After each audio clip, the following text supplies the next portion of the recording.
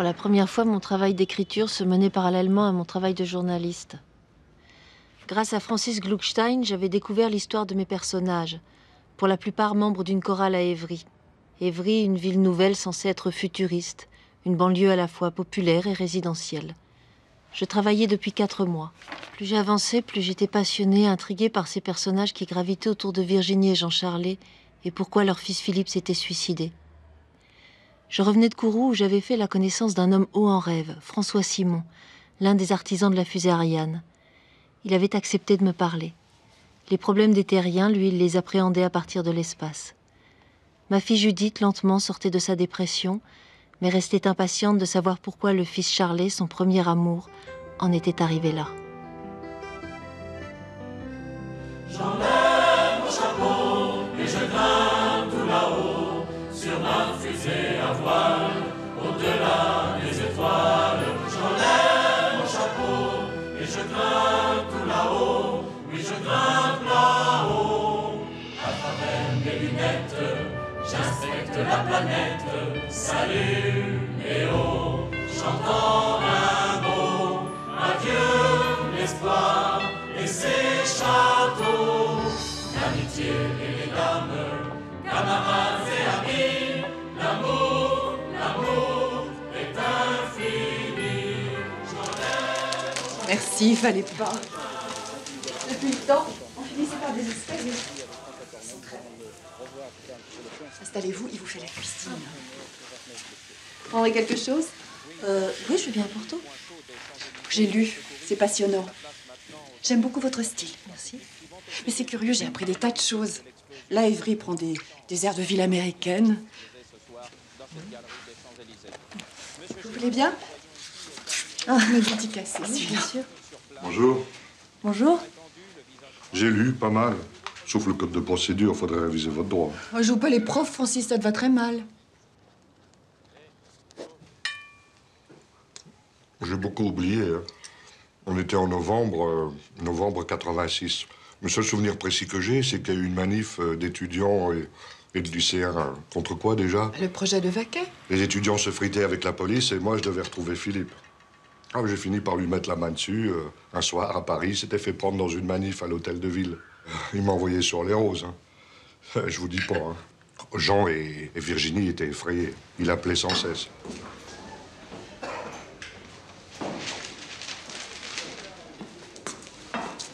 Papa. Ah, salut mon chéri. Ça va? Bien. Tu viens juste d'arriver? Oui, maman m'a dit que t'étais là. Café, croissant? Oui, volontiers, merci. Alors, tu restes tout le week-end? Oui, tout le week-end, et toi? Bah, moi aussi, c'est bien, on va pas le savoir. Hein. Tiens, attends, tu vas prendre ça tout de suite parce qu'après, je vais oublier, moi. Non, non, il m'en reste, j'assure. Ah, bah, prends garde. Il m'en reste. Allez. Ah. Faut pas laisser traîner, petit. Ça pousse pas. Surtout ce modèle. À ton âge, je commençais au hall. Enfin, je parle de l'époque. Jean Charlet. Jean bossait comme une bête. Un jour, au téléphone, comme je lui faisais remarquer qu'on se voyait plus beaucoup, il m'a dit « C'est plus moi qui conduis la voiture, c'est elle qui me conduit. Elle va trop vite. » Ce que je savais pas, c'est qu'il conduisait sur route verglacée. Vers le Goff, il nous payait une fille chacun. Bon, dis donc, tu pourrais peut-être changer de sujet, non? Jean, je t'ai parlé de cet immeuble à Paris.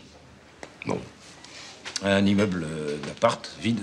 Et il me faut l'autorisation de la mairie pour pouvoir le transformer en immeuble de bureau. Bah alors tu vois le maire. Hein, il y a des procédures. Tu rigoles. Qu'est-ce que tu veux, mon vieux? C'est la vie, hein? J'ai un acheteur. Oui. Il n'achète que si je peux fournir les documents autorisant à transformer l'immeuble en bureau. Alors, t'achètes, tu vends, puis avec un petit bout de papier, tu fais la culbute, hein? Non, c'est qui ton client? Un notaire à Lyon. Ah oui, je vois. Tu devrais pas travailler avec des types pareils, hein? Enfin, en tout cas, moi, ce genre d'opération, je fais pas. Quoi? Je te dis que je fais pas. Hein? Moi, je rachète des immeubles de bureaux, je les rénove des fondations jusqu'au dernier étage, et après seulement, je les revends à des investisseurs qui ont pignon sur rue. Et ça vient d'où? Ben, c'est pas signé, mon vieux. Frédéric Jiménez, tu connais? Si je dois payer ce prix-là pour avoir mon autorisation, je bouffe la grenouille, Jean. Donc c'est la première fois que tu passes par Frédéric? La troisième. D'habitude, il est raisonnable. Là, il va fort, trop fort. Je peux pas suivre. Bon. Allez. Tiens. Je t'appelle lundi, hein. Tiens. C'est quoi ce micmac? Tu crois que je sais? Tu crois que j'ai l'œil à tout?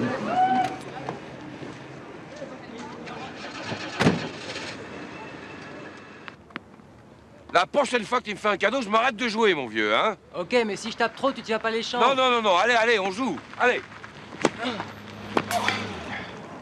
Enfin, il faudrait que je retravaille mon jeu de jambes, mon revers, mon coup droit. Tu verras là, avec 20 ans de moins, tu verrais, tiens. Hein? Allez, on va à la douche? Non, papa, j'aimerais te présenter quelqu'un.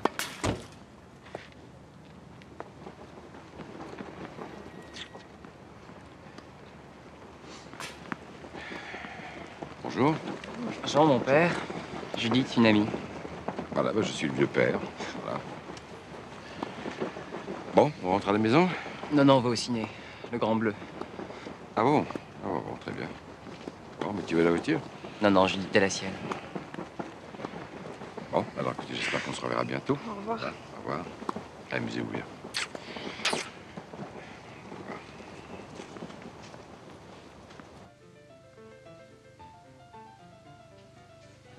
Virginie?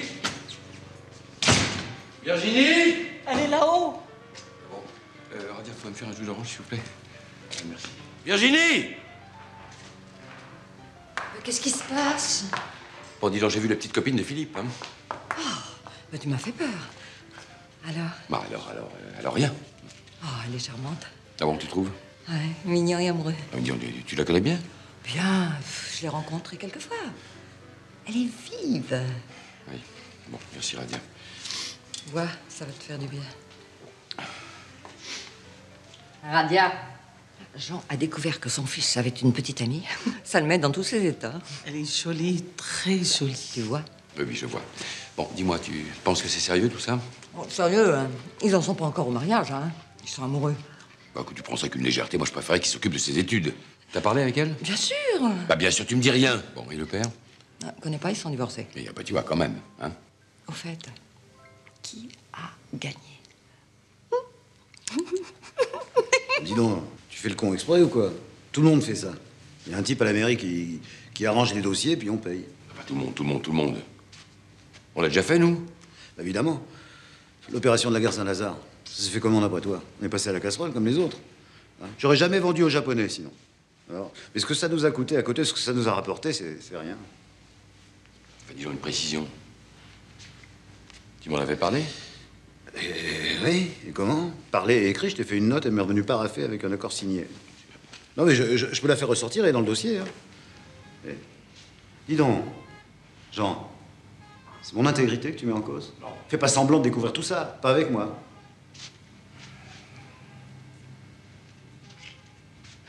Bon, et le type de la mairie, t'en es sûr?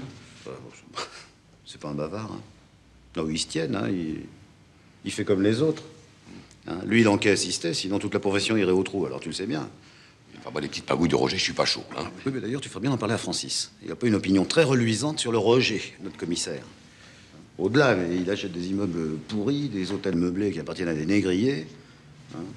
Il met 2 immigrés là-dedans, un qui bosse de jour, un qui bosse de nuit, c'est tout bénéfice. Tiens, c'est moi qui vais régler tout ça. Allez, hop. Allez, viens. New York, Francfort, Londres, Tokyo. Tokyo, c'est dingue, hein, ça monte. Ça monte plus, ça s'envole. On dirait un spectacle. Hein. C'est pas fini, tu vas voir. Bonjour, mon amour. Bien. Oh, merci. Bonjour, ma chérie. Ça va? Ah, ça va, ça va. Fatigué? Non, mais on est foutu, on bosse trop. Moi, demain, j'achète une autre poussette plus grande et moi et ma fille, tête bêche. Et c'est qui pousse? Oui, bah alors une encore plus grande. Toi, moi et Marilyn, voilà, au chaud, tranquille. Eh ben, on va aller loin comme ça. Bah, loin, je sais pas, loin, mais tranquille. Voilà, au chaud. Chocolat. Tu es un bijou. Et j'ai pris des petites brassières Roger blanches à croquer, tu veux pas savoir. Même Pierre est venu. Ça me fait tellement plaisir. Il est communiste, mais il est pas sectaire. Tout le monde est là. Sauf Frédéric, mais lui, c'est normal, il nous snob. Sauf Jean. Ah, attendez, ne parlez pas trop vite. On va chanter.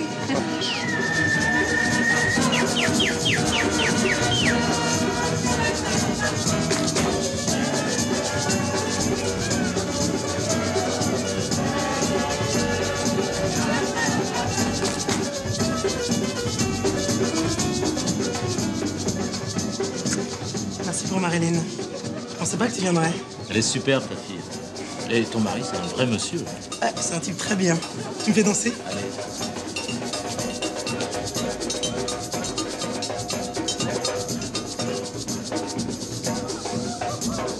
Vous savez que c'est Jean qui a fait construire la maison. Non, mais attention, c'est moi qui ai réalisé tous les plans d'ici. Enfin, j'aime les volumes.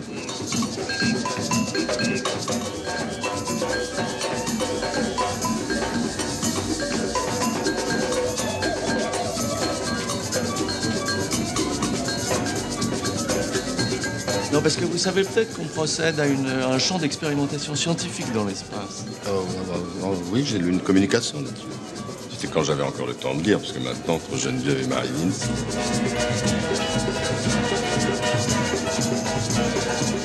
François, vous croyez vraiment que là-haut, vous trouverez la solution aux emmerdements d'en bas? Ah, la solution, non. Non. Des certaines, peut-être, ou des pistes. Oui, à coup sûr. Enfin, vous savez, à chaque progrès, hein, nouveaux problèmes, nouveaux emmerdements. Enfin... Ah, on m'appelle. Tant qu'on s'est rencontrés, je peux pas refuser. Alors Roger, tu bois trop.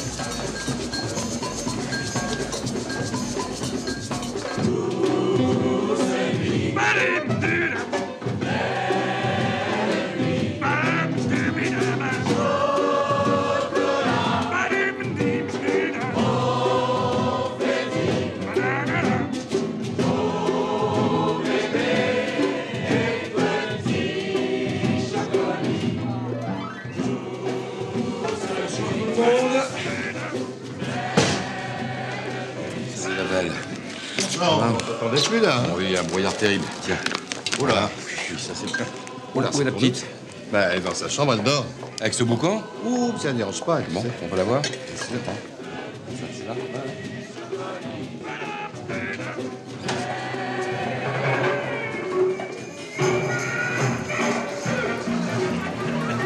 Allez, sinon je trinque pas avec toi. Allez, allez. Tant pis, frère.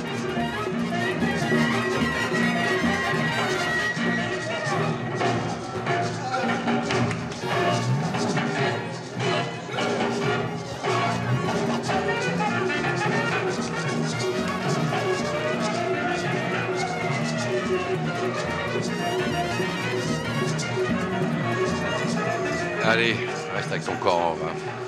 Dimanche prochain, je vais aux étangs. Hein? Ah, je peux pas, mon vieux. J'aimerais bien, tu sais, mais je peux pas. À ta santé, vieux frère.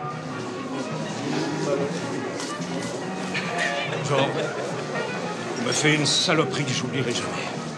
Roger, bois de l'eau. Arrête ta gueule, toi, il a compris. Et toi, tu parles pas sur ce ton-là, hein, ni à lui, ni à moi, t'as compris? Pourri. T'es un pourri. T'as refusé de m'aider. Hein. C'est toujours pareil. Les gros méprisent les petits. Non, ouais. On est toujours les cocus.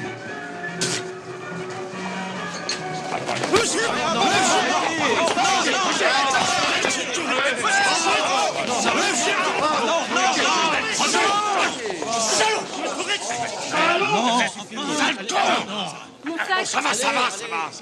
Alors tu te bats maintenant? C'est Roger qui l'a agressé. Il est con quand il a bu. Jean, ah bah, si maintenant tu te mets à embrasser les hommes, je peux te présenter plus jeune. Tu sais ce que me dit Mustapha? Non. Qu'avec la couleur de peau qu'il a et le prénom de merde que je lui ai donné, il faut qu'elle réussisse un grand concours. Il pense à l'ENA. Je pige pas. Mais si, avec son nom et ses origines, il dit que la fac, ça suffit pas. Il faut les grandes écoles, merde. être vraiment dans les livres. Merde, c'est tiré. Ah, remarque, ton fils a peut-être raison, je sais pas, moi. Hein. Si c'est son choix. Ah, on peut voir, ça. Fais attention, ne le salis pas. Ah. Il faut d'abord qu'il ait son bac. Oh, bah dis donc. Excellent, ça. Oh, oh. Philo, maths. Puis dans toutes les matières. Hein. Je vois bien que Philippe ait des notes pareilles, moi. Il doit être content, là.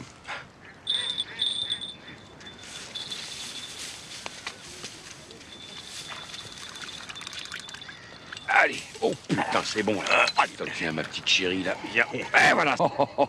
Oh, elle fait au moins 10 livres. C'est un monstre. Ah, voilà.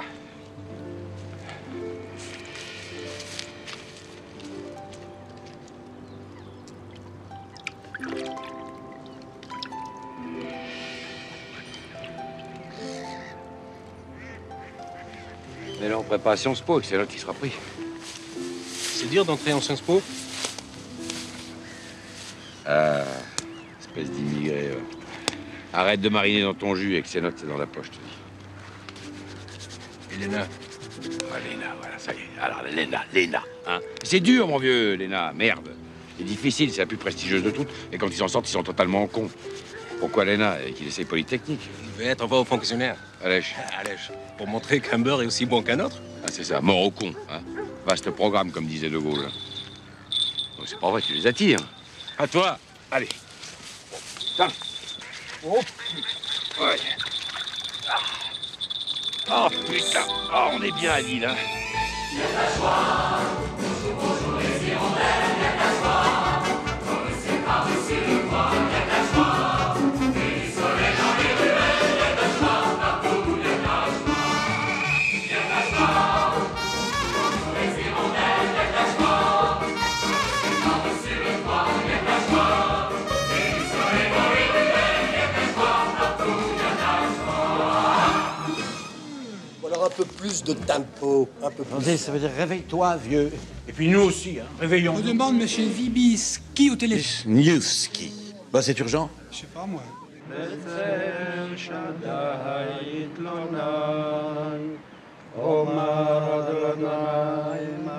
Kadal veir kadash shemirabo beolmo divero kiruse veamlishk makuse be ayechom uve mechon uve haye dekol bes Israël bagolo uve vesm han koriv vemru omed eye shemirabo mevora.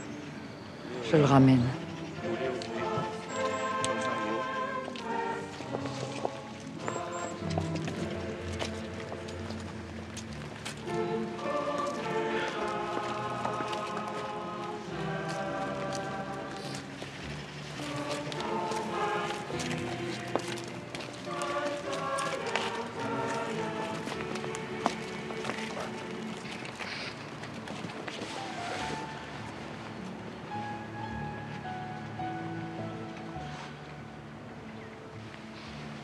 Ma sœur de cœur, Virginie, Sarah, ma sœur d'état civil.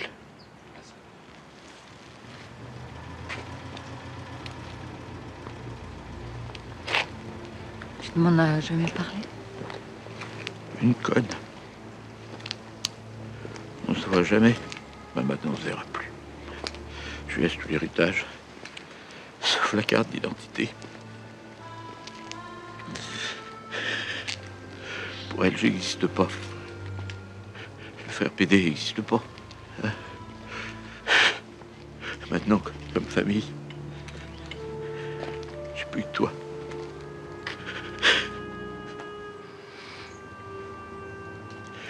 Tu sais ce que m'a dit ma mère juste des minutes avant de partir. Serge, il fait froid, tu sais. Quand tu sortiras, couvre-toi, mon chéri.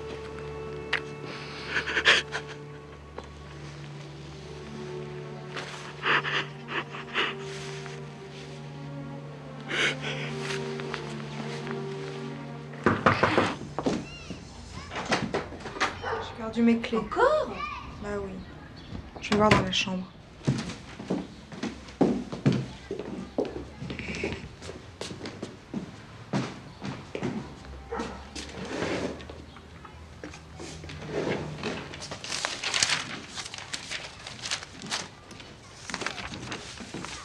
Non, elles sont pas dans la chambre. Mais qu'est-ce que tu fais? Mais je cherche mes clés. Mais écoute, je travaille. Bah oui, bah t'as de la chance.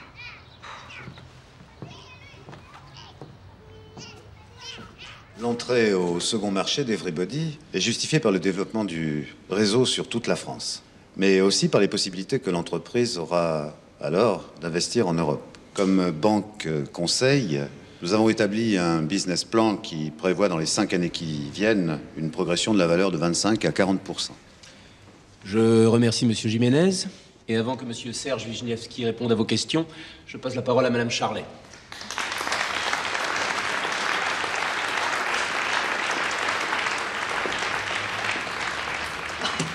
D'abord, permettez-moi d'excuser l'absence de mon mari, qui devrait être là, mais qui a été retenu au colloque de Davos.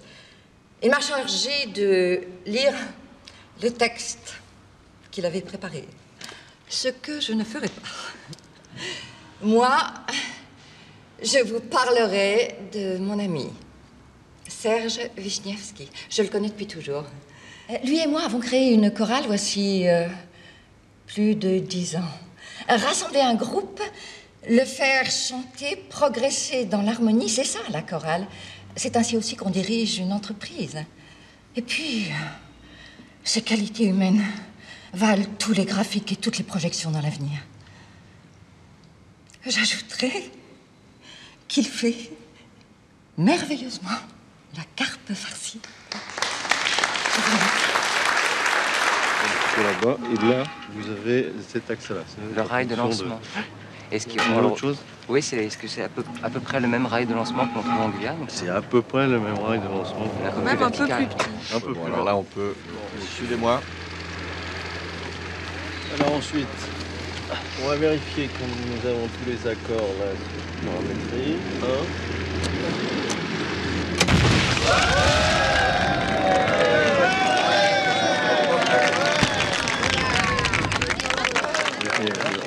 Bonsoir. Je voulais vous présenter Judith, mon amie. Enfin, mon amoureuse. Bonjour. Enchanté. Ah, ce gosse est magnifique. T'aurais vu ce qu'il y avait dans son regard quand il m'a présenté sa copine? Le côté, attention, hein, parce que celle-là, c'est sérieux. C'est marrant, non? Je l'ai aperçu, mais je le connais pas. Il a l'air grave, non? Oh, il l'est. D'ailleurs, les jeunes ont souvent l'air grave, tu trouves pas? C'est un peu comme s'ils se doutaient que le monde qu'on leur laisse n'est pas aussi drôle que prévu. Ouais, enfin, écoute, raisonne pas trop, hein, raisonne pas trop. Ça a l'air bon. C'est incroyable quand même, t'es un vrai savant et t'évites toujours de regarder la réalité sociale en face. T'as toujours la tête dans les nuages. Mais t'as raison, Pierrot. La réalité me fait peur. Je la fuis. Merci. Et tu sais aussi, il faut se méfier des scientifiques, hein, parce qu'ils se prennent... Oui, ils se prennent tellement au sérieux. Regarde le sida. T'as vu, Marc? Et pourtant, il en soigne des cancers. Jamais un mot plus haut que l'autre. L'autre jour, je lui ai demandé son avis. Eh ben, il est resté prudent, tâtonnant, profil bas. Les scientifiques, les bons, ils sont modestes. Regarde les politiques, ils sont pas brillants. Mais imagine ce que ce serait un gouvernement de scientifiques. Mais ce serait une catastrophe. Lorsqu'ils entendent appliquer leur savoir hors de leur spécialité. Je ne m'en saute pas. Merci. Mais ils deviennent chiants et dangereux. Ouais. Sauf le grand. Putain, regarde Einstein. Et tu vois, c'est ça que j'aime chez les enfants. C'est la recherche de l'absolu, la révolte. Parce que la révolte permet de trouver. Alors que n'importe quel scientifique, dès qu'il a une médaille, dès qu'il a une reconnaissance, il se met à pontifier. Mais oui, je sais pas, il est d'un seul coup conformiste. Attention, le mort saisit le vif, camarade. Camarade, tu te moques de moi là ou quoi? Oh non, François Marc-Léchon, pas à la télé. Pour parler de celui de la machine égalitaire, c'est un livre à la fois politique, économique et social.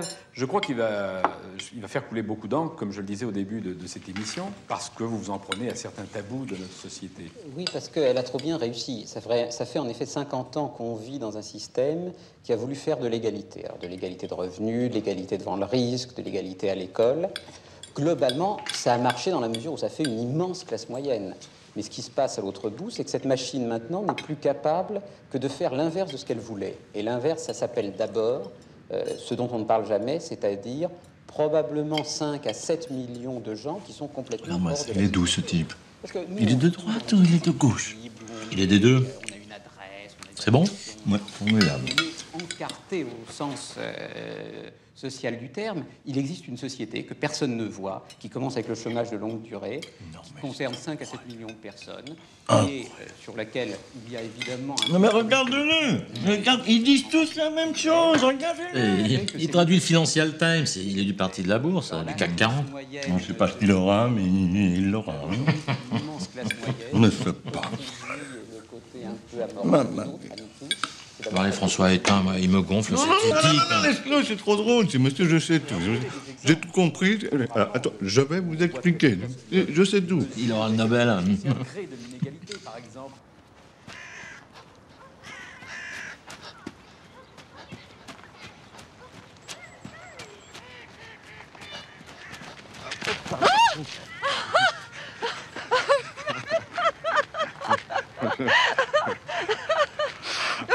Je vous embrasse pas. Je sais que vous détestez ça. Pourquoi vous dites ça? Pour rien comme ça. C'est Geneviève qui vous a parlé de... Parlez de quoi? Il y a un truc qui me gêne, qui nous gêne, qui nous... Non. Hein? J'ai deviné. Devinez quoi? Hein? Des trucs qui vous gênent. Ah oui, mais c'est pas ça, c'est pas... C'est pas de l'embrasser, pas du tout. Hein. Oh là. Non mais moi, vous savez, j'ai dit ça. Enfin, c'est pour vous éviter de... Oui, parce que... je suis en âge. Ah oui. Pourquoi vous mentez? Qu'est-ce qui vous arrive? Non, rien, c'est parce que je croyais que Geneviève vous avait dit que c'est un peu compliqué. Excusez-moi, je suis un peu compliqué. Voilà. Comme la bourse. La bourse? Vous avez pas entendu ce matin à la radio? Non. Ah bon? Ça plonge, ça plonge.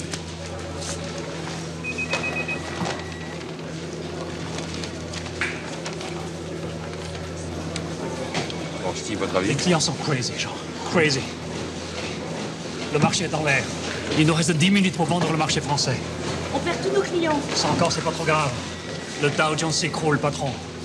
1900. On a perdu 800 points depuis l'ouverture. 800 points. On fait quoi, patron? C'est bon, je vous donne des consignes. Mais vends tout, vends tout. Sinon, on est cuit, Jean. On est en short, dans 1 heure, on sera à poil.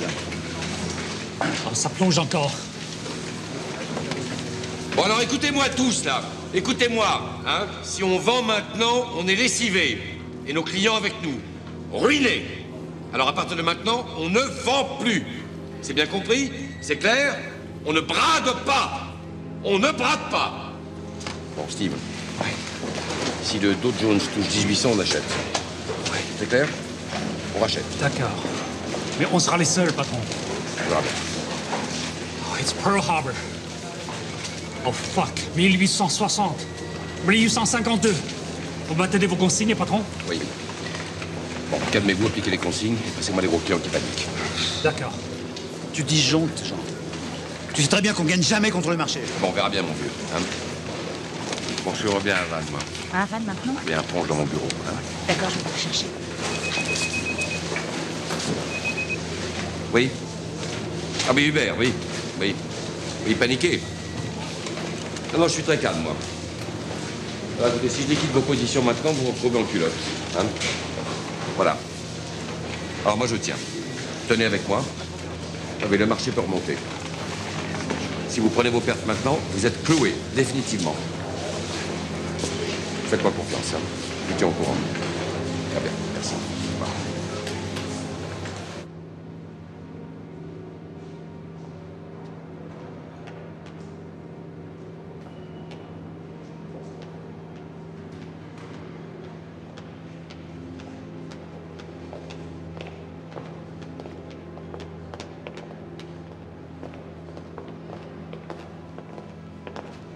Patron. J'avais décidé d'acheter une Ferrari avec mes bonus. Ouais, on est mal assis dans les Ferrari. Maintenant, on peut se payer une 2 chevaux. Ouais, et chez les Japonais, c'est Hiroshima. Hein. Bon, allez, je rentre me raser, puis je reviens. Tout à l'heure. Tout à l'heure. Pas terrible, la presse. On verra ça plus tard.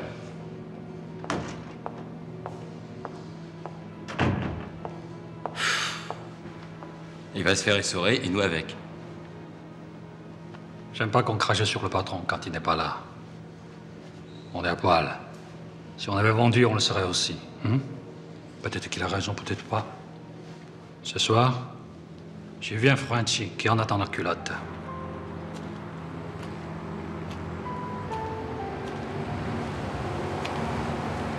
Jean!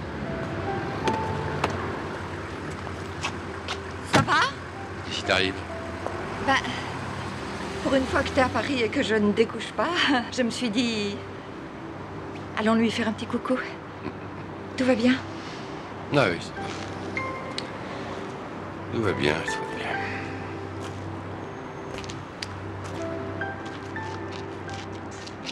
Tu vois, je me disais, je rachète l'Arc. Sur l'aile droite, je construis un hôtel, un palace. Sur l'aile gauche, le siège du multinational. Et au sous-sol, je fais une galerie marchande. Et du haut de la terrasse, tous les financiers ruinés pourront se foutre en l'air dans la plus belle avenue du monde.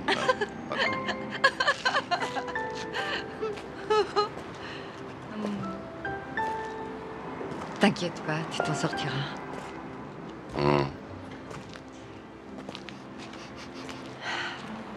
On est bien.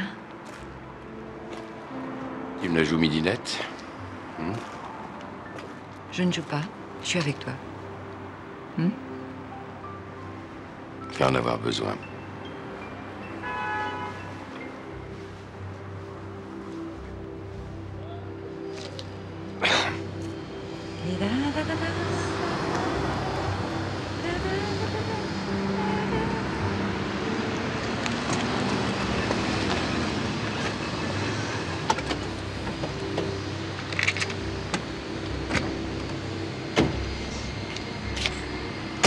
Bonjour monsieur. Bonjour monsieur.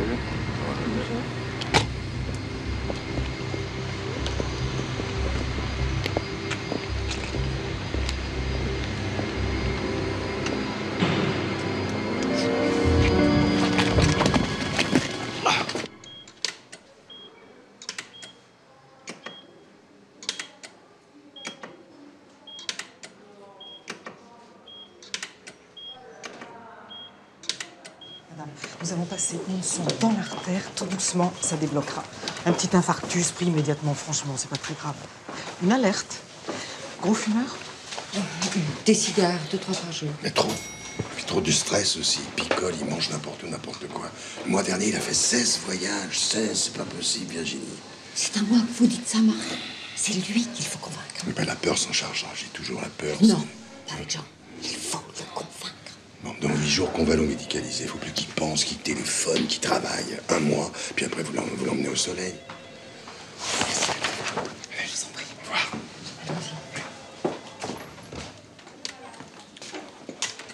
Je voudrais rester un instant seul avec le grand malade et Virginie.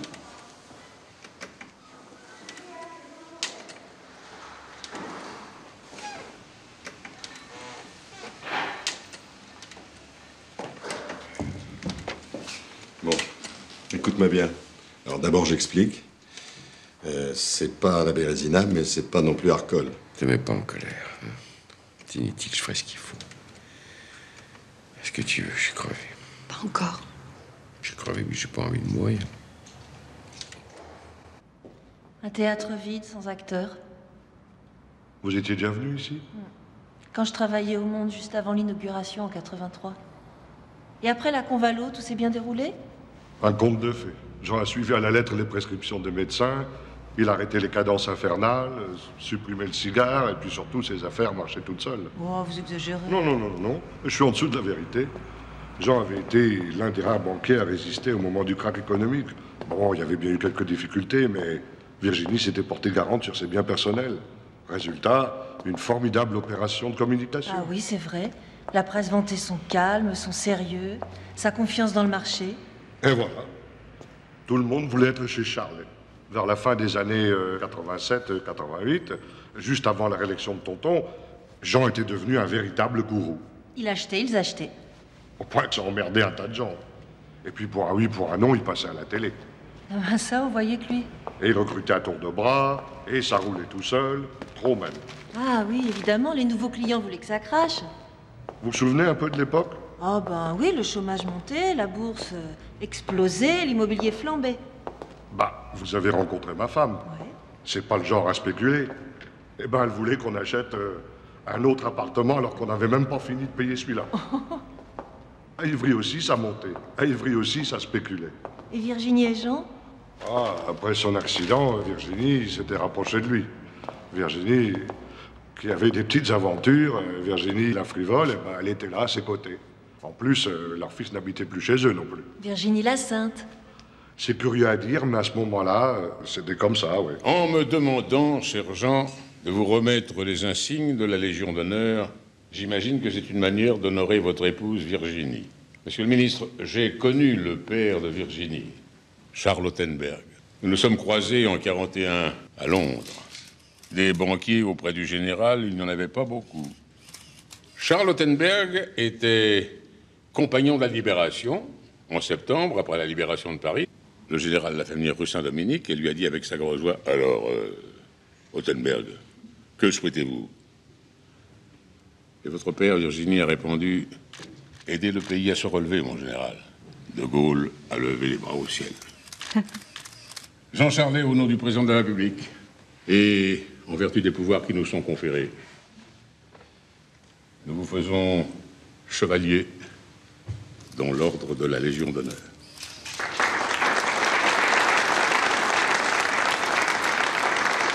Je vais vous présenter mon fils, Philippe, et son amie Judith. Voilà.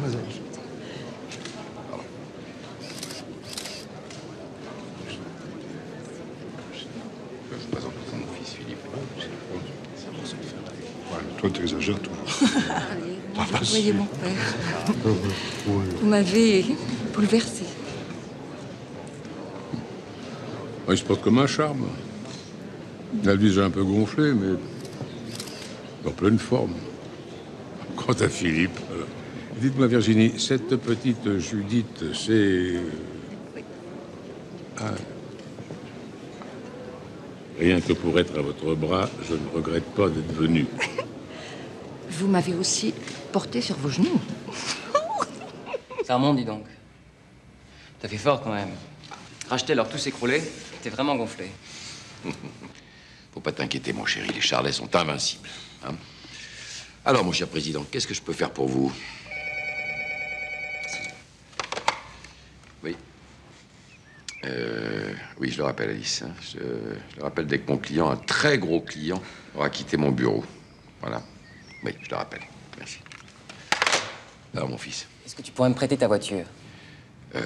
Oui, bien sûr. Oui, oui. Enfin, tu feras attention, hein, ça roule vite, ces machins-là. Tu te souviendras qu'il y a une pédale de frein.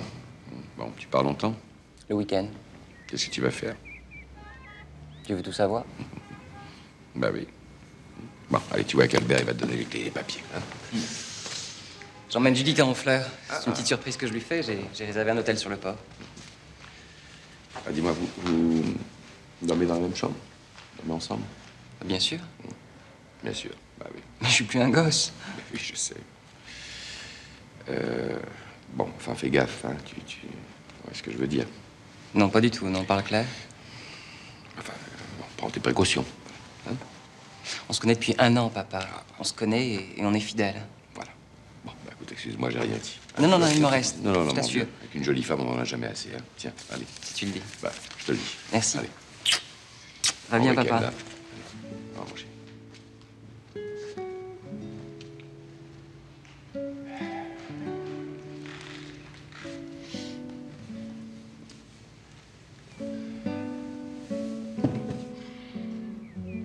On se connaît, on est fidèles. Alors, tu me quittes vraiment. C'est une question d'argent? Oui et non. Pourquoi maintenant? Je voulais attendre, pour voir si les cours remonteraient. T'as bien joué, Jean.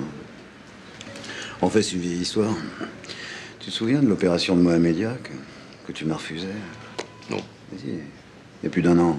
Un projet avec casino, jeux, piscine. Pas vaguement, peut-être chez Paris, alors. Ce jour-là, ma décision était prise. Je vais être mon maître. Tu m'as humilié, Jean, et ça, je veux plus le vivre, ça. Humilié comme tu y vas. C'est souvent comme ça avec toi, hein. Tu fais, puis t'oublies. Comme avec Roger, comme avec d'autres, et puis... Et tout le monde n'est pas comme toi. T'as quelque chose en vue? Je monte une boîte. Évidemment, je n'emmène aucun client. Bah, j'entends bien. À ton avis, Mitterrand se représente? J'en sais rien. Pas tu sais lui ou un autre, hein. Les affaires sont les affaires. La réalisation du Grand Louvre, un projet cher à François Mitterrand. Il l'a engagé dans les tout premiers mois de son septennat. La pyramide de verre, aujourd'hui achevée, le chef de l'État vient tout naturellement l'inaugurer. À ses côtés, François Léotard, mais aussi l'architecte Paz. Annie, Pierre, venez! Tonton passe à la télévision! Il parle ou il cause? Soliloque, oui. Mais venez, il est génial! Hors de question, je ne veux plus le voir. Moi, si je viens, je vais vomir. Giscard parlait des déçus du socialisme. Eh ben ça, c'est un comble. Moi, je suis une déçue du PS, toi du PC. C'est l'union des déçus. C'est l'union des cocus.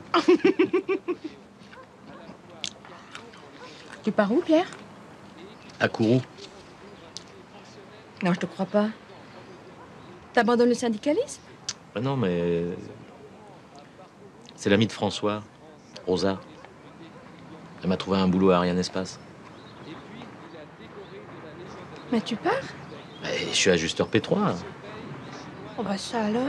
Mais on te reverra.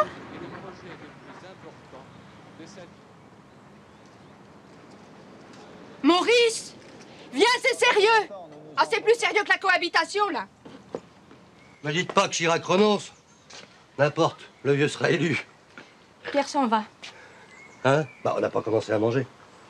Et pour un directeur d'école, tu comprends rien? Pierre part à Kourou, il s'en va, définitivement. À Kourou? Qu'est-ce qui te prend d'aller à Kourou? On est bien ici.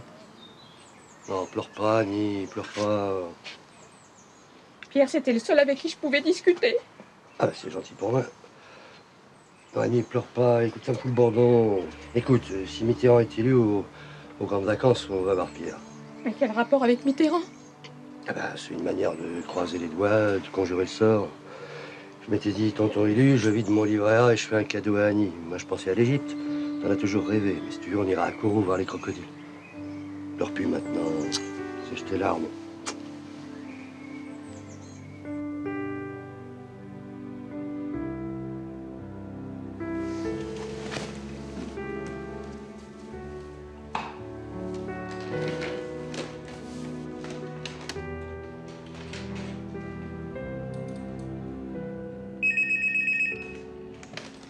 Allô? Ah, Édouard. Et dis-moi, Judith est d'accord, elle va un peu mieux. T'es toujours d'accord pour que ta fille vienne te rejoindre? Ok, San Francisco, d'accord. Bah, je m'occupe des billets, ok. Salut. Oh, il me fait chier, vous savez. À chaque fois, il est là, comme s'il cherchait à me contrer systématiquement. L'information, cher Jiménez, ne l'est pas moi. Heureusement, car je commençais à me demander ce que je faisais à Paris avec vous. Écoutez, ça tombe bien. Vous connaissez la Flight Company? Nos filiales d'assurance à New York. Bien. Nous voulons la vendre. Vite et cher. Cliff, vous allez prendre contact avec Suez. Suez va être notre banquier quand c'est. Suez va auditer, mettre sur le marché, chercher. À ce moment-là, quand les enchères vont commencer, les amis à nous, au Maroc, par exemple, montreront votre petit tour de table et vous vous agiterez. Ça excitera, Charlie. Vous allez l'étouffer. Je vous verserai 3%. Non, 2 sur l'opération si elle dépasse les 2 milliards. Après, vous vous paierez sur la bête, monsieur Jiménez. Attention, Charlet a du répondant. Il est honorablement connu. C'est pas du bidon. Il dirige pas une équipe de foot, celui-là. Bon, allez, on ramène Steve au bureau, puis on rentre. Hein. Quand ce sera terminé, ça aura de la gueule, ça. Oui, peut-être, mais ça fait cher, le mètre carré. On a 3 clients qui se battent pour l'avoir, dont 2 compagnies d'assurance. D'ailleurs, à mon avis, ils feront encore une plus-value quand ils leur vendront. Ah, dites donc, en fait, la Flight Company, vous en êtes où avec ça, vous? C'est incroyable. Je vous en parlerai demain en détail. J'ai des informations. Non, mais maintenant, tout de suite, là, je vous écoute. En un mot, c'est une compagnie d'assurance qui appartient pour 60% à Charles Slaughter. On le connaît très bien, lui. Pourquoi il vend? Il se ressente sur l'Europe.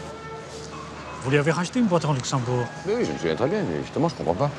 C'est cette histoire européenne qui commence à les exciter tous. Bon, Albert, vous avez le temps de faire un petit détour? Sûr, monsieur. C'est la bonne heure. Merci. Oh, c'est un vivre, patron. Il faut que je vérifie. Mais d'après un de mes informateurs, un broker de New York, il y a un paquet de junk bond dans cette foutue flight company. C'est vraiment une bonne affaire. Un paquet, mais c'est pas inintéressant, ça. Et junk, en fait, c'est quoi, junk? Des applications pourries, du mobile qui ne vaut rien, Ou de l'or en barre. Bon, alors, Steve, demain, Concorde, New York, et vous me faites parler votre Bouddha. Mais si j'avais fait ça, mon père m'aurait retourné de baffe. Ouais, il m'aurait tapé tellement fort que la fille m'aurait plus reconnu.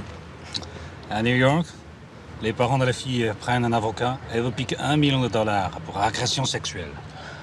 À propos, Virginie, j'aimerais que Jean s'en tienne là de ses affaires. Vous savez que j'ai conservé des amis dans les services. Dites-lui que l'affaire qu'il tente d'acquérir aux États-Unis est très compliquée. Enfin, d'après ce qu'on me dit, moi j'y connais rien. Qu'il se méfie. Qu'il se méfie? Vous avez vu le Grand Bleu? Oui. Le fameux, ça. Un garçon qui a du talent. Et puis c'est poétique. Oui, sans plus. Philippe a adoré. Oh, cher Edmond, vous êtes en phase avec la jeunesse. Je veux simplement dire qu'il faut se méfier du vertige des profondeurs. La flight company, j'étais pour, mais maintenant, c'est trop cher. Ce qui compte, c'est pas le prix d'achat, c'est ce que ça nous rapportera. On était 5. Et maintenant, eux ne suivent plus. Reste un groupe allemand, Jimenez et nous. Et Frédéric vient de faire une offre à $600 millions. Il a un tour de table Mastock, une banque marocaine, un fonds de pension américain et les GFA ici. Et j'en passe. Bon. Alors, on va faire une offre de 100 millions supplémentaires. Puis on va attendre.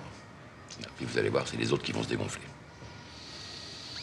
Jean, l'autre jour, je réfléchissais à un truc. Et si Frédéric était chargé de nous faire grimper pour payer un max? Ben, mon cher Steve, les complots, c'est toujours ce qu'on avance quand on panique. Je veux cette affaire. Je la veux. Et quand la bourse flambera et tout le laisse à penser, on sera remboursé au centuple. C'est quand même pas ce petit Frédéric qui va m'emmerder, non? Vous lui en voulez? Il veut l'affrontement. Eh ben, allons-y. Ok, patron. Ah. Et qu'est-ce que je fais pour ce truc? Ah oui. Ah bah, comme d'habitude, 30% cash, le reste sur le compte au Luxembourg. Hein. Yeah. But the cash? Pour le liquide, on a un petit entrepreneur là, qui nous sert d'intermédiaire. Vous voyez, avec le directeur général. Il connaît la musique. Tenez, je vais vous montrer quelque chose. Honnêtement.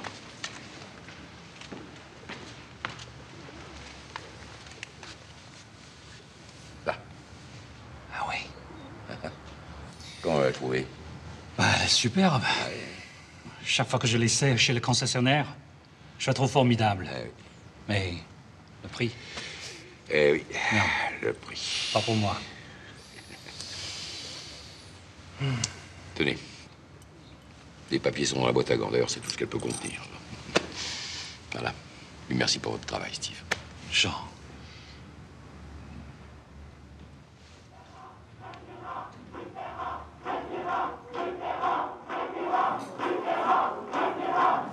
Voilà, tu commences à maigrir, c'est parfait, mais c'est...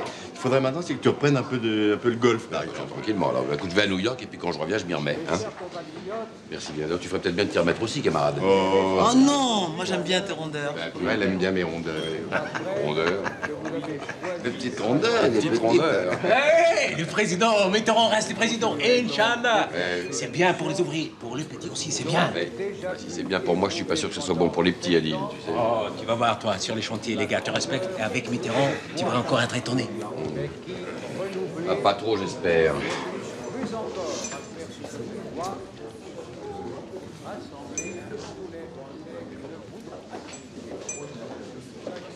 Ah ouais, comment tu t'en vas déjà, toi? Il y a une fête chez Judith. On ne va pas en rajouter, mon vieux, mais c'est bien raisonnable. T'inquiète, papa. Bah, c'est pour le bac et sa mention que je m'inquiète. Pour le bac, je l'aurai. Bon, alors si tu le dis. Salut. Salut, maman. Bonne soirée. Oui, toi aussi.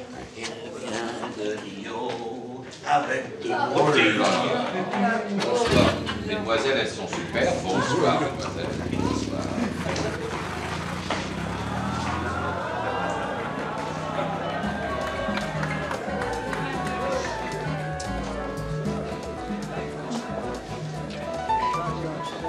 C'est la vie. Ton fils s'en va et moi je reste. Tu lui as acheté une nouvelle moto? Oui, je t'ai acheté une nouvelle moto, puis j'achète aussi la compagnie d'assurance machin bidule. Tout va bien, tout va très bien, madame la marquise. Tout va très bien, madame la marquise.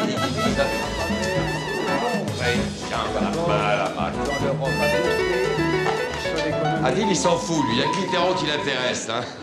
Rocard sera Premier ministre, Fabius prendra la présidence de l'Assemblée nationale ou la direction du PS. Un de mes bons amis, il sera la direction des finances. Bérégovoy reviendra au Louvre, donc tout ça n'est pas négatif. Eric, nous remercions l'honorable membre du comité directeur du PS. Enfin, tout ça confirme mes informations. La politique du Francfort ne bougera pas, donc vous voyez ce que ça veut dire. Ils sont complètement fous, vos politiques. Vous avez le taux le plus cher du monde. Bien, mesdames, messieurs, je vous remercie. À demain. Steve, viens avec moi.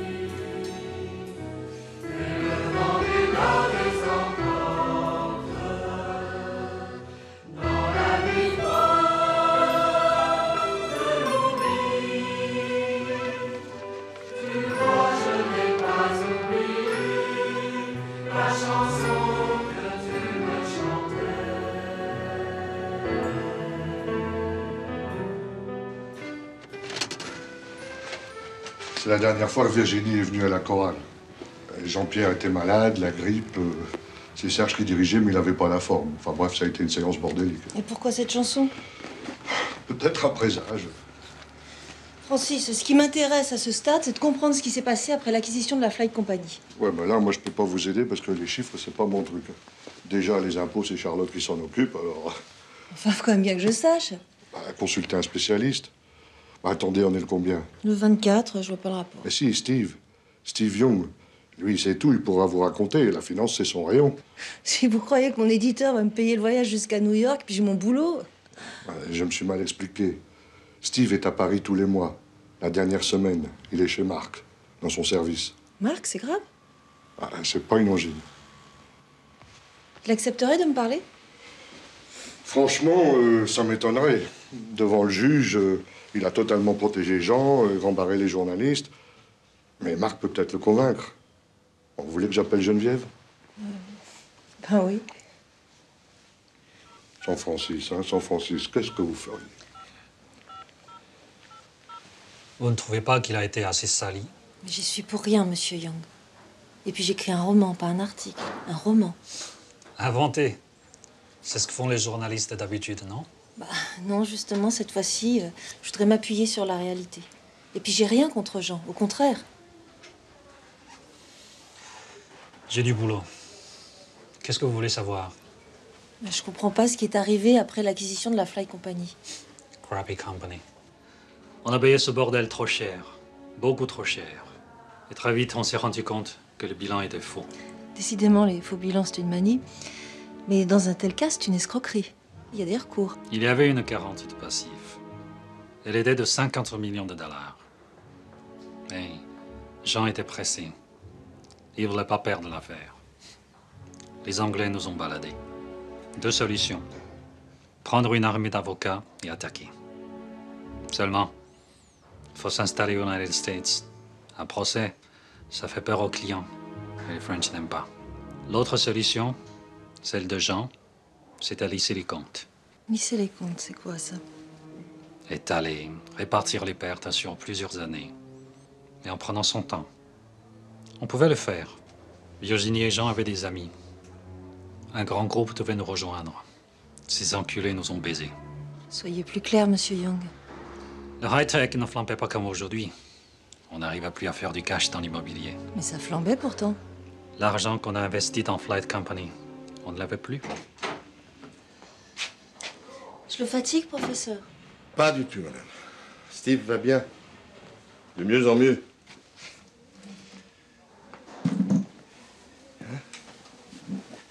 Ah, mais ça repoussera. Et franchement, ça vous va pas mal. La France pour la santé, c'est le mieux. À New York, je serais déjà mort. Et le professeur Omitaldi est un crack. Allez, moi aussi, ça m'intéresse de vous entendre. Si madame accepte. Bien sûr. C'est moi qui raconte, professeur. Je vais prendre 10% sur les droits. Oui. Eric s'est tiré pas trop. Eh oui, je sais, il est chez les concurrents. La trouille, tant pis pour lui. J'ai récupéré un jeune très bien. Mais il n'est pas socialiste. On fera avec. On va tenir. Là, bien sûr qu'on va tenir. Ah oui, dites, dans cette position-là, on liquide. Hein. N'oubliez pas la convocation chez le juge. Ouais, c'est bidon, ça, c'est bidon. Demandez à Soulard Delmas s'il peut me remplacer. Hein. On arrive à Paris. Vous n'êtes pas mis en cause, bien sûr. C'est votre témoignage qui m'intéresse. Cette société ECG, vous la connaissez? Non. Elle est en faillite. Faillite frauduleuse. Enfin bref, je passe. Et elle travaillait pour vous sur certaines opérations et pour beaucoup d'autres promoteurs d'ailleurs. Et j'aimerais que vos services financiers vérifient dans quelles conditions cette entreprise a collaboré avec vos sociétaires. Écoutez, madame, pas de problème. Enfin, franchement, ça me dit rien. Non, mais c'est normal. Maître, voici les éléments auxquels j'aimerais qu'on apporte quelques éclaircissements. Tout est là. Vous êtes pressé, monsieur Charlet? Et non, mon fils vient de passer un examen. Un examen? Examen scolaire. Vous savez ce que c'est, les parents sont plus inquiets que les enfants. Oui, je comprends. Moi, j'espère que tout ira bien. Bon, alors, voulez-vous le 10 juillet à 16h? Ça vous va? Oui. Très bien, madame. Bon, très bien. Excusez-moi de vous avoir retenu si longtemps. Moi, c'était pour la mention que j'étais un peu inquiet. Bon, Judith? Elle est reçue. Oh, bah, très bien. On va fêter ton résultat. Bon, allez, les enfants, faut que j'y aille, moi. Et à propos, ton juge, c'était quoi? Ah, ma juge? Oh, pas mon type. Enfin, de toute façon, c'est sans importance. Bon, alors, on va où? Je connais un petit Italien au quartier latin. Ah, non, mon vieux, non, ça, je les connais, tes trucs. Non, on va à la tour d'argent, c'est beaucoup plus pratique. Allongez-vous une heure, monsieur. Après, on verra.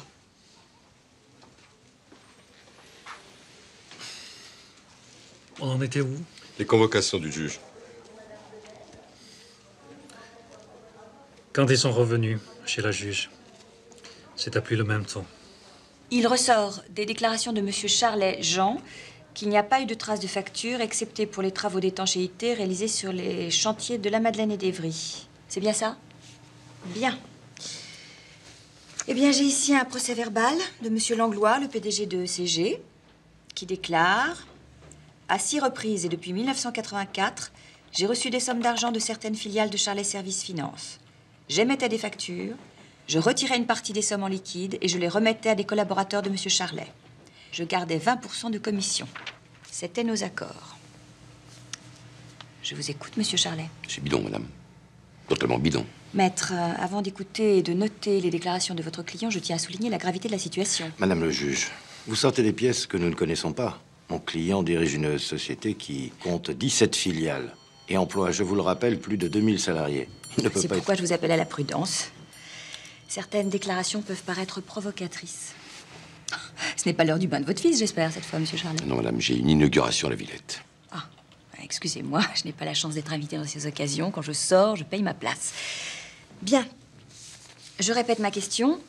Vous ou certains de vos collaborateurs ont-ils émis de fausses factures pour, selon un circuit que nous connaissons bien, récupérer des sommes d'argent en liquide, oui ou non, Monsieur Charlet? Non.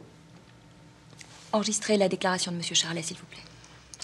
Procès verbal de Monsieur Frédéric Jiménez, entendu le 11 juillet. Durant 17 mois, j'ai été l'un des associés gérants de la banque et de Charlet Services Finance. Sur instruction expresse de M. Charlet, j'ai payé de fausses factures émanant de l'entreprise ECG. M. Langlois nous restituait 80% des sommes en liquide. J'ai à plusieurs reprises mis en garde mon président sur le caractère illégal de telles pratiques. J'assume mes responsabilités. En désaccord avec cette politique, j'ai quitté Charlet Services Finances en décembre 1987. Je proteste, Madame le juge. Je proteste contre ces méthodes. C'est un guet-apens. Vos protestations sont d'une certaine manière justifiées, maître. Vous allez avoir accès au dossier. Monsieur Charlet, je vous inculpe d'abus de biens sociaux au titre de l'article 425 de la loi du 24 juillet 1966. Et j'ajoute que si maintenant vos réponses ne sont pas plus loquaces et plus précises, ce sera la garde à vue.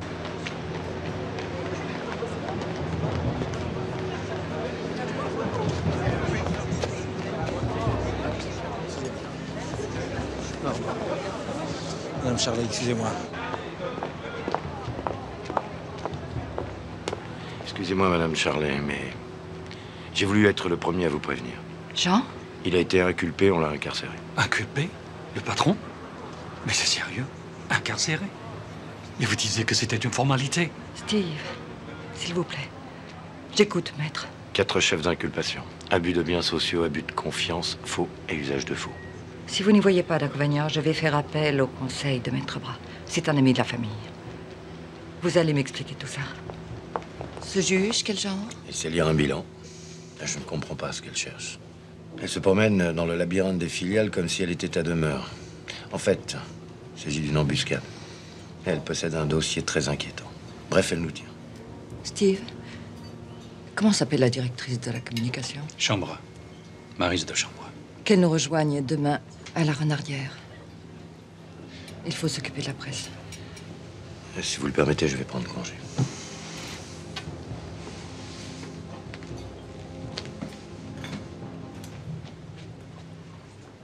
Nul. Il est nul. Steve, nous allons travailler ensemble. J'ai confiance en vous. Demain, je veux le dossier complet. Que je comprenne. Complet, Steve. Pour que j'organise sa défense, il faut que je sache tout. Dans 48 heures, Jean sera libre, madame. Espérons. Pour la première fois, un grand chef d'entreprise se retrouve en prison dans une affaire de corruption. Pour la première fois, un petit voleur de mobylettes et un puissant financier sont traités par la justice sur un pied d'égalité. Jean Charlet, plus habitué aux grands restaurants qu'au menu imposé de la santé, est confronté à cette réalité. Sale con. Sale con. Quel monde. Qu'est-ce qu'ils savent de Jean? Ils parlent en reprenant ce que d'autres écrivent et d'autres écrivent exactement ce qu'on leur raconte. C'est vraiment un cercle vicieux, ils sont tous des pourris. Ne généralise pas. Mais si, ils disent tous la même chose. Qu'en pense la mère de Judith? Dans son magazine, elle s'occupe de littérature, alors. Alors quoi? Que dit-elle? Je me fous de ce qu'elle dit. Elle dit, j'imagine, que la loi s'applique à tous. Petit ou grand. Et le lundi, il n'est pas sorti. Elle l'a gardé en prison. En France, vous avez une formule pour justifier ça. Pour éviter le trouble à l'ordre public, la pression sur les témoins et faire progresser la manifestation... De la vérité. Exact. Jean est un type extra. Il a payé pour tout le monde. Soyez exact, juste, c'est ça? Vous comprenez, Madame Polissac? Je commence à comprendre, n'ayez crainte. Je vous embrasse. À la française. Bon voyage.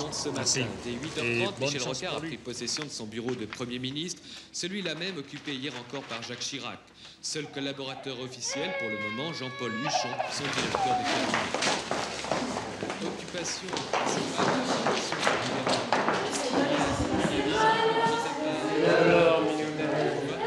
Bon alors c'est simple, si vous voulez pas chanter, on annule. Alors, ils veulent pas. moi non plus. On n'a pas le cœur, Jean-Pierre. Elle vous demande de l'excuser, mais les photographes la pistent sans cesse. Tiens, à propos, est-ce que quelqu'un a reçu quelque chose au sujet de l'affaire? Des photos. De qui? Oh, anonyme, bien sûr. Aucun intérêt, j'ai déchiré. Personne d'autre? Bon, c'est quoi ces photos? Des saloperies. Ensemble, c'est circulé, il n'y a rien à voir, mais c'est quoi ces photos? Ce sont des photos privées de Virginie, mélangées à des montages à caractère sexuel. Et tu sais qui est à l'origine de ces trucs-là? La police. Non, ça serait mieux fait. Non, ce sont des officines spécialisées qui réalisent ça pour des gens qui payent. L'objectif, c'est de les faire publier dans une certaine presse. Salir, calomnier, Calomnier, il en restera toujours quelque chose. J'ai reçu une carte de Pierre. Il est très content. Et que j'ai dit. Non, il y a du pot, hein. Le soleil, la jungle, c'est moins dangereux qu'ici, hein. Bon, si on allait boire quelque chose. On n'a qu'à aller chez Roger et Catherine pour faire la paix. Bonne idée. Avec ce collabo. Il fait partie de la chorale, hein.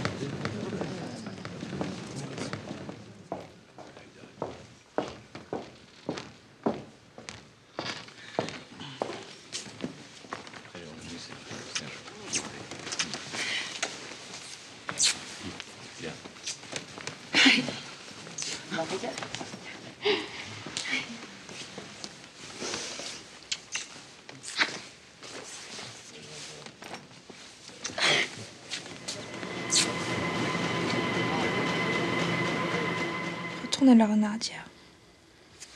Ta mère est seule. Non. Écoute, Philippe, tu te ronges là. Quand je pense à ce qu'écrivent les journaux. Tu te fais du mal pour rien.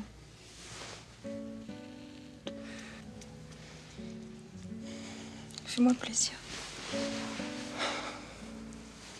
Rentre à la maison.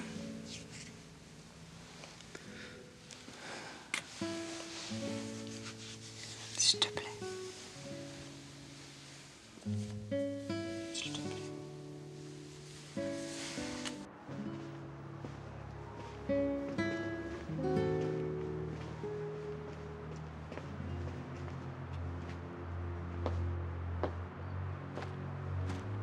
Il ne faut plus lire la presse.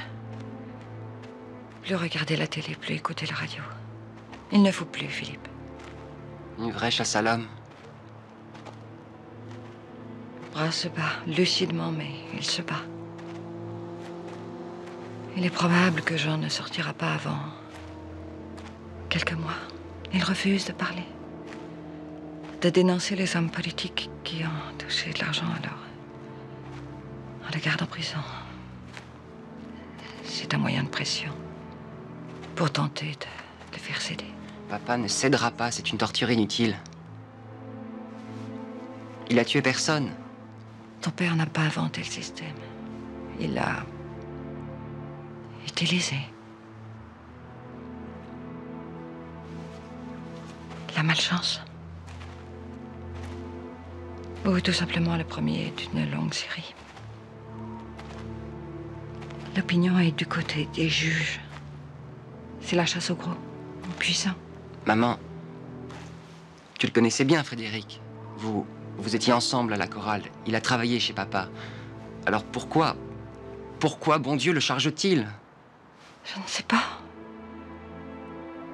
Il n'a pas du cœur. Jaloux de Jean, de sa réussite.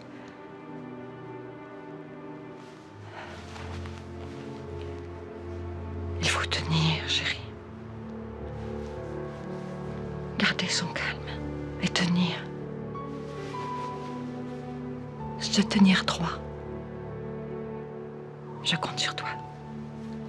Ton père aussi. Continue. Continue de lui écrire. Tes lettres lui font un bien que tu peux pas imaginer. Mais pourquoi refuse-t-il que j'aille le voir?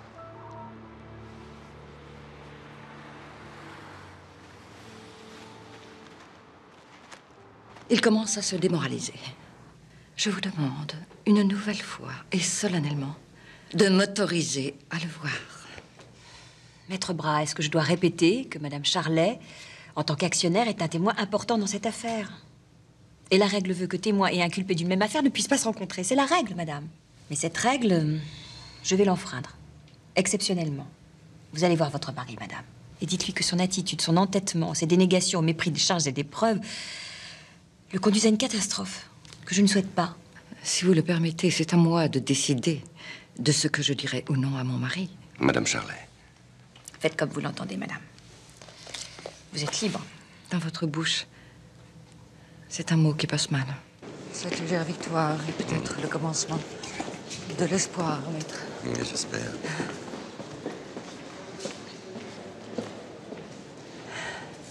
Que dit la chancellerie? Ils ne peuvent rien. Des preuves, des charges sont établies. Ou il coopère, ou il reste en prison jusqu'à la veille du procès. Nous avons des appuis. Monsieur Charlet n'est encarté ni à droite ni à gauche. Les politiques font le dos rond. Certains ont des problèmes, comme lui. C'est aussi un client idéal. Madame, le juge a raison. Essayez de raisonner votre mari. Madame.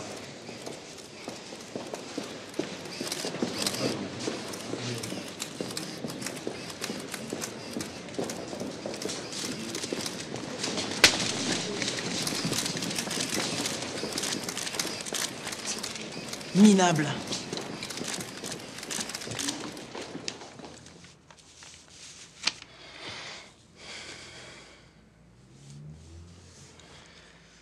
Papa chéri, d'abord, des nouvelles du front scolaire, de notre République, de notre beau pays, qu'est la France.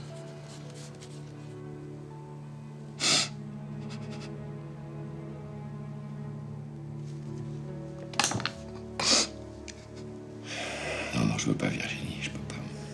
Je serais à ma place, tu pourrais pas non plus. Balancer, dénoncer, c'est impossible. Je peux pas. L'honneur, l'honneur. Ils sont où, tes amis? Ils se plantent. Maître Brave m'a dit que tu boxes dans les couloirs du palais de justice. Je comprends toujours pas pourquoi Frédéric me déteste à ce point-là. Je comprends pas. C'est à cause de toi.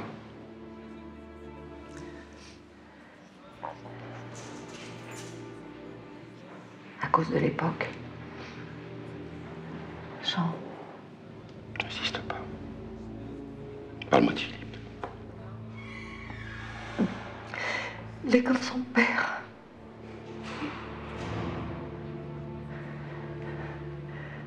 Mon amour, réfléchis encore. Donne-leur un os, quelque chose. Qu'au moins...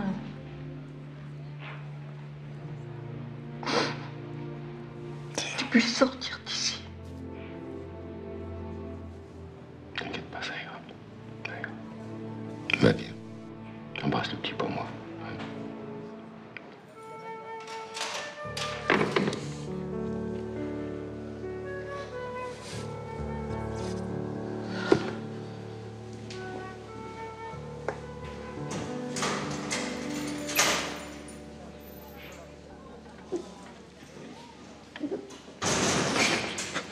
Le président de la République m'a fait rire, Virginie. Vous allez comprendre. Dès que je commençais à parler de Jean, il s'est écrié « Encore !» Est-ce que vous saviez qu'il avait reçu un certain Adil Benarbia? Adil? Le président m'a dit qu'il lui écrivait depuis 20 ans, un inconditionnel. Votre Benarbia lui a demandé une audience pour Jean et Mitterrand l'a reçu. Il fait quoi, cet Adil? Chef de chantier. Probablement le meilleur ami de Jean. Quel lascar. Quel lascar. Bref, le président m'a assuré qu'il allait agir auprès du garde des Sceaux pour que Jean soit libéré avant le procès. Là, il faut dire que Mitterrand estime beaucoup son attitude. Là, il regarde ses juges avec un tel mépris, si vous saviez. Comme il dit, faut pas être pris. C'est facile à dire. La difficulté, c'est que beaucoup d'autres affaires sont entrées dans le tuyau des juges. Comment va Jean? Il donne des cours de gestion et d'urbanisme aux détenus. Pour le reste, il refuse de donner fût-ce un non délai. Il a une formule qui m'exaspère. Je fais partie des fusillés, pas des fusilleurs. Dans 2 ou 3 ans, son affaire sera une goutte d'eau dans la mer des inculpations et des condamnations. Gros chefs d'entreprise, députés vont goûter au pain sec. Et puis un jour, ce sera les ministres. Vous verrez. Même dans cette honorable maison. Monsieur le vice-président, la séance va reprendre. Et Philippe? Au début, j'ai eu très peur. Horrible pour lui, ça. Nous tenons, Edmond. Tel père, telle fille, tel fils. Vous savez que j'ai écrit à Jean? En prison? Vous ne craignez pas pour votre réputation? La presse est à l'affût. Mais je les emmerde. À pied, pas à cheval, je peux plus, mais en voiture, je peux encore.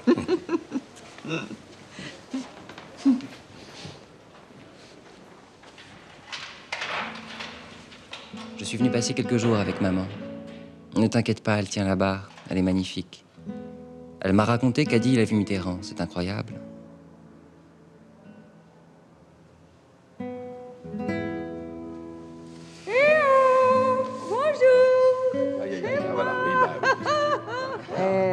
Mes hommes. Oui, oui, j'en ai une cassette à l'intérieur. Allez, si, devant. Voilà, retourne-toi. Retourne-toi. Regarde-le.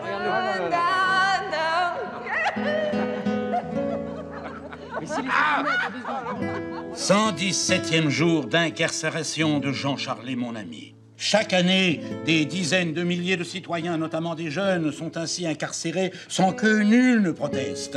On ne s'étonnera pas. Donc, les juges utilisent les mêmes procédés dans les affaires qui mettent en cause des sommes considérables. En somme, Jean Charlet est traité comme les jeunes de banlieue. Nous avons, à Everybody, toujours protesté contre ces pratiques. Nous sommes donc à l'aise pour crier notre indignation. À demain. Serge, un autre administrateur a téléphoné. Nous sommes d'une radio musicale, de la musique, toujours de la musique, pas de la politique. C'est toi qui le répètes tout le temps. Écoute, les annonces publicitaires commencent à râler. Je passe au bureau, j'ai rendez-vous avec Steve, puis avec les avocats. Mais à midi, si tu veux, on déjeune avec Serge et Geneviève. Tout est prêt pour le procès? Je crois. Edmond a décidé de venir témoigner. Bien gonflé, pépère. Merci, Radia.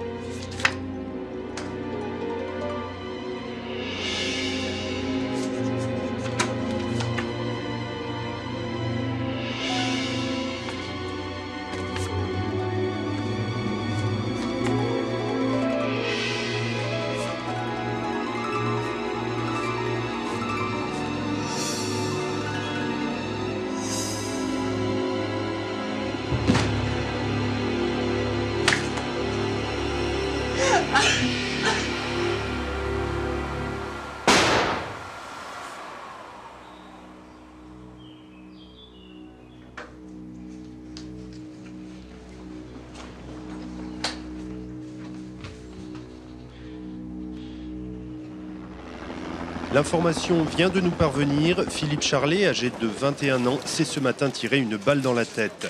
Il est le fils du banquier Jean Charlet, incarcéré depuis 8 mois et qui doit comparaître aujourd'hui au tribunal.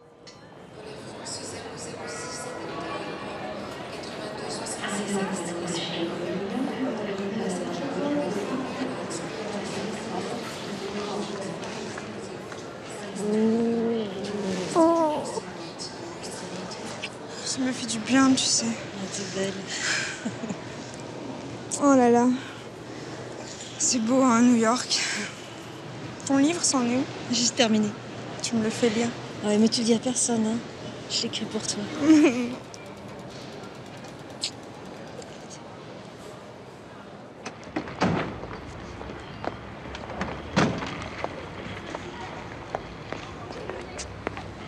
J'ai dû insister, il voulait pas vous voir.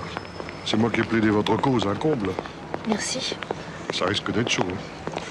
Finalement, ça me fait plaisir de mettre un visage sur les noms. Je me souviens d'un article qui comparait la chorale à une sorte de loge maçonnique qui contrôlait les marchés. Non mais c'est impensable, ça, quand même. Elle est bien bonne, celle-là. Jean n'a jamais fait partie de la chorale. Alors... Bon, laissez-la parler. Non, mais... Oui, mais avec Pierre Bergovois, ça a été toujours la même chose. Lui, on l'a assassiné. Et les articles sur le train de vie de Virginie, hein? On estimait ses robes en SMIC. Non mais quelle démagogie. Elle qui donnait tout à tout le monde. Laissez-la parler. Mais non. Taisez-vous, ça suffit. Vous taisez, c'est un tribunal ou quoi? Mais laissez-la parler. Je comprends vos réactions, je ne les accepte pas. C'est normal. Bon, maintenant, tu te tais, Annie, hein. Je suis pas la presse, je suis une journaliste. Et moi aussi, ça m'a mise en colère. Bah oui, comme nous tous, hein. Que vous dire? J'ai eu cette discussion 100 fois avec ma fille. Ma fille m'a tenue co-responsable de la mort de Philippe. Ma fille. Jean a été le premier chef d'entreprise pris dans les mailles du filet, le premier. Les faits, les charges étaient établies. Si, c'est comme ça. Alors c'est vrai, la presse s'est fait les dents sur cette première affaire de corruption.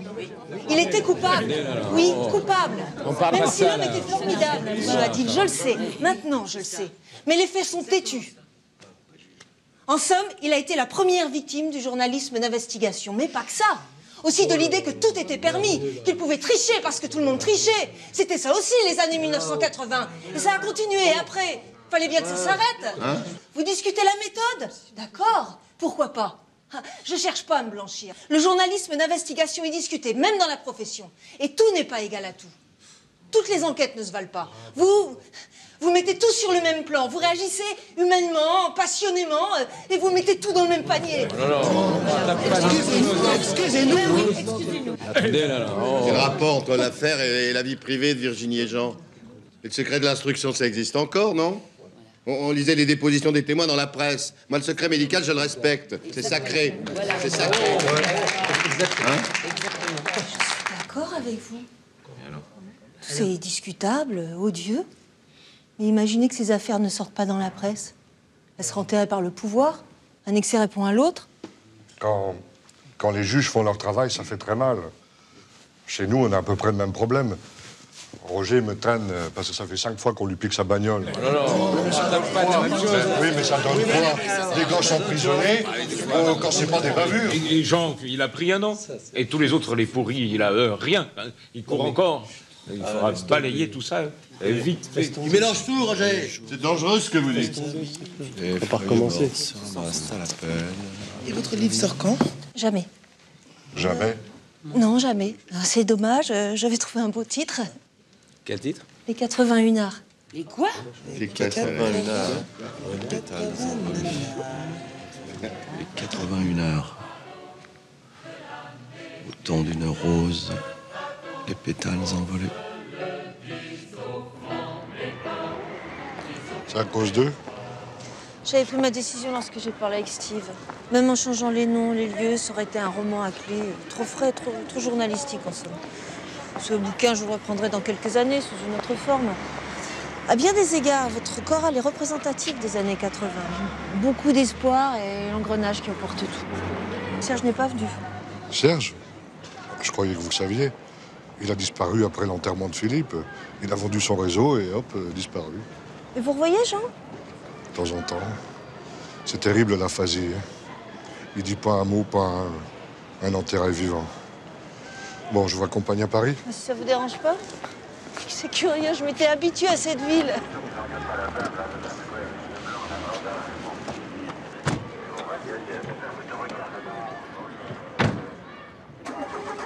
Francis, c'est un secret. J'ai retrouvé Virginie. Sérieux? Mais comment?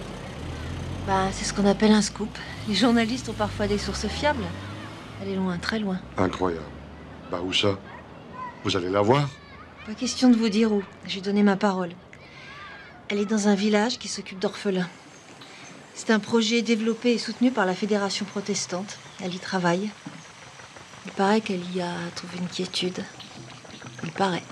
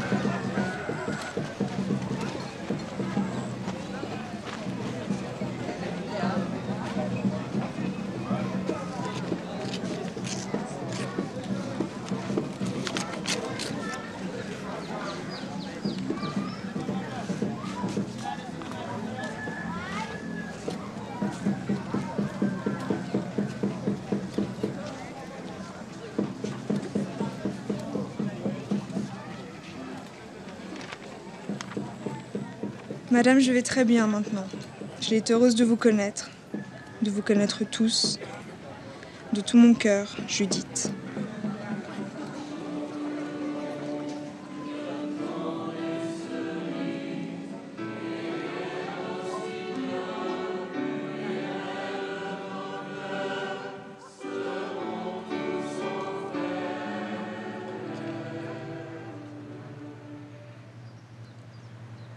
الدنيا قحبة والزمان غدار.